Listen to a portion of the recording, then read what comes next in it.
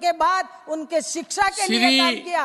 बेटी पढ़ाओ बेटी बचाओ आखा आंदोलन छेड़ा, इसलिए आने वाली पीढ़ी के लिए मोदी जी। श्री रामदास अठावले।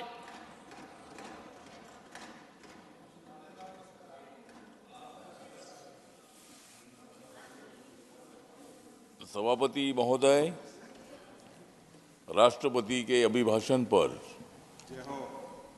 ये चर्चा चल रही है और राष्ट्रपति जी का अभिभाषण था 10 सालों में नरेंद्र मोदी सरकार ने किया हुआ काम। उसके लिए हमें नहीं चाहिए खाली नाम, हम तो करते हैं जनता के लिए काम।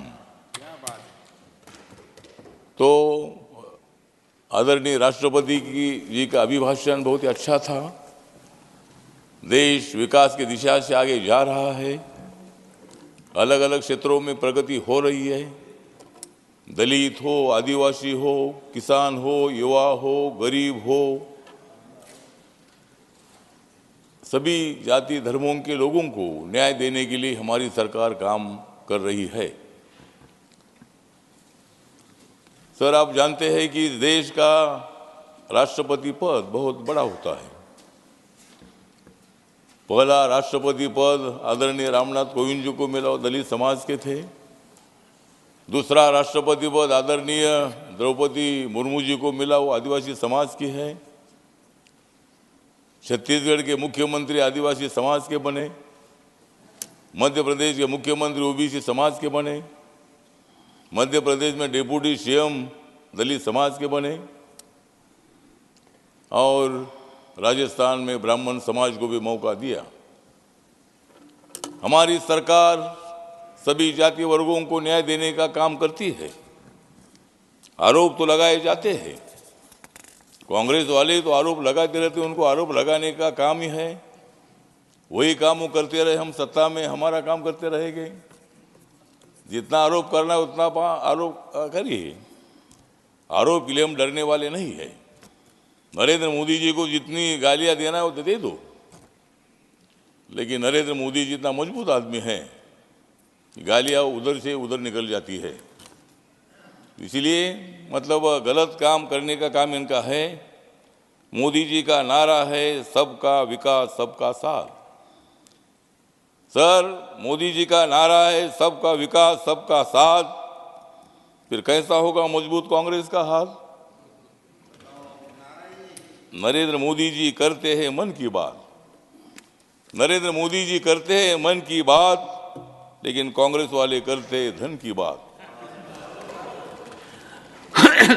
मोदी जी ने मजबूत किया है संविधान। यहां तो कोई नहीं दिख रहे हैं। तो मोदी जी ने मजबूत किया है संविधान, इसलिए देश की बढ़ रही है शान।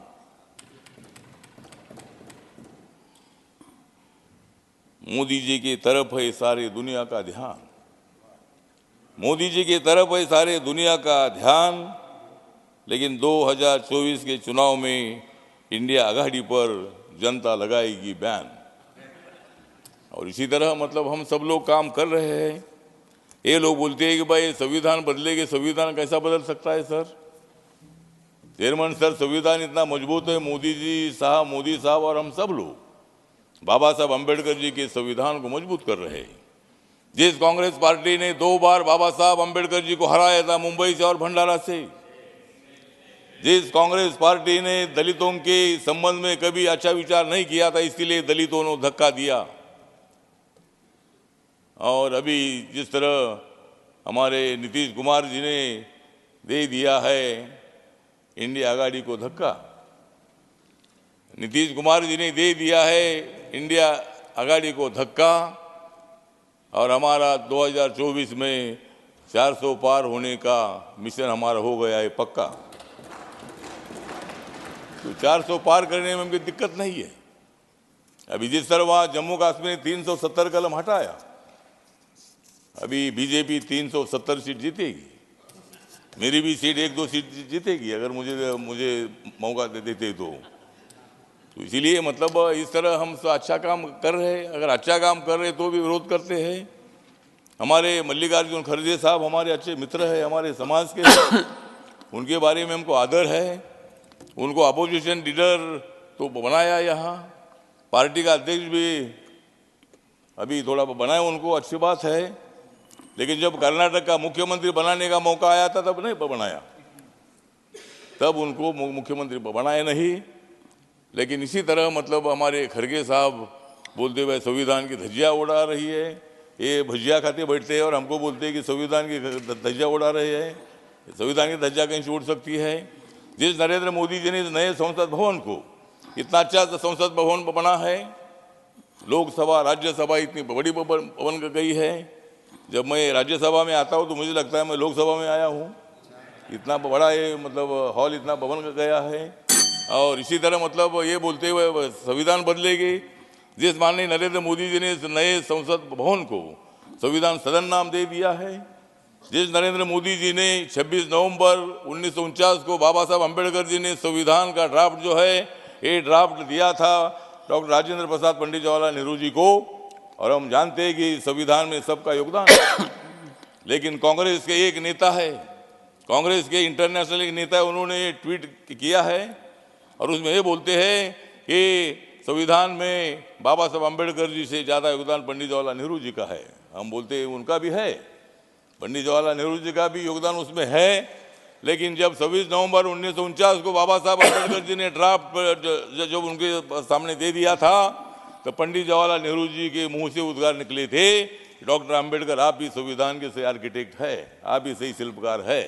जब संविधान का नाम आता है तो बाबा साहब का नाम आता है। यहाँ मतलब सुप्रीम कोर्ट में भी बाबा साहब की प्रतिमा लगी है। इसीलिए हमको पंडित नेहरू जी के बारे में आदर है। वो देश के प्रधानमंत्री रहे, उन्होंने कुछ भी नहीं किया ऐसा नहीं, उन्होंने भी थोड़ा थोड़ा काम किया है। कांग्रेस वालों ने भी काम किया है, लेकिन जितना करना चाहिए तो उतना किया नहीं। भ्रष्टाचार देश में बढ़ाने का काम किया, गरीबों को उद्ध्वस्त करने का काम किया।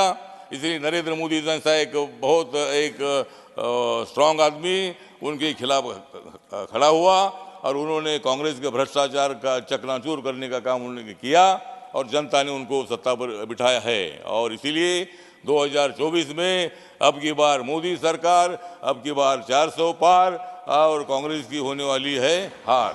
तो मतलब इसमें हार उनकी होने वाली है और इसीलिए हम सब लोग मिलकर हम आगे बढ़ रहे हैं। मेरी रिपब्लिकन पार्टी ऑफ इंडिया जो बाबा साहब अम्बेडकर जी की पार्टी है, 3 अक्टूबर 1957 को वही पार्टी स्थापित हुई थी और इस पार्टी का मैं अध्यक्ष हूँ और मेरी पार्टी मोदी साहब के साथ हमेशा रहेगी जब तक मतलब मोदी जी स्ट्रांग है और हम सब मिलकर हम आगे बढ़ रहे हैं।